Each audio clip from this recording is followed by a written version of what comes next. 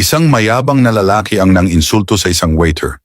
Pero ang sagot ng may-ari ng restaurant, nagpaiyak at nagpatahimik sa buong lugar. Maingat na inilapag ng waiter ang pagkain sa lamesa. Ngunit biglang inihagis ng mayabang na lalaki ang pera sa sahig. "Heto, kunin mo," sabay tawa. Napayuko ang waiter, dahan-dahang pupulutin sana ang pera, pero biglang may sumigaw.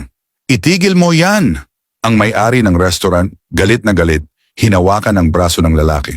"Ano to? Ganyang klasing asal ang ibinabalik mo sa respeto namin sa'yo?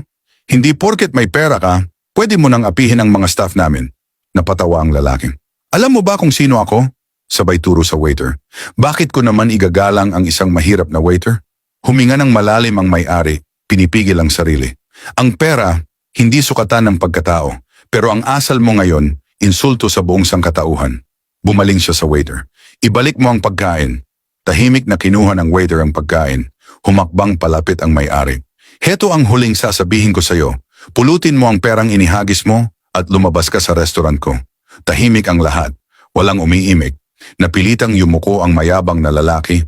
Pinulot ang pera at tahimik na lumabas. Tumindig ang may-ari at malakas na nagsalita.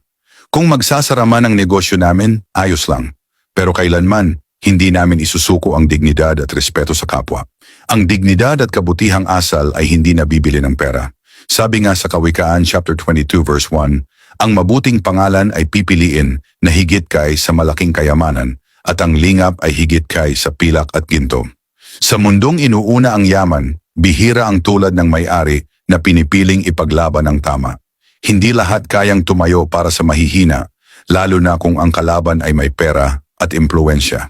Pero ang tunay na lakas ay nasa puso ng taong may prinsipyo at takot sa Diyos. Kung na-inspire ka sa kwentong ito, huwag kalimutang i-like ang video, i-share sa mga kaibigan, at mag-iwan ng comment sa baba.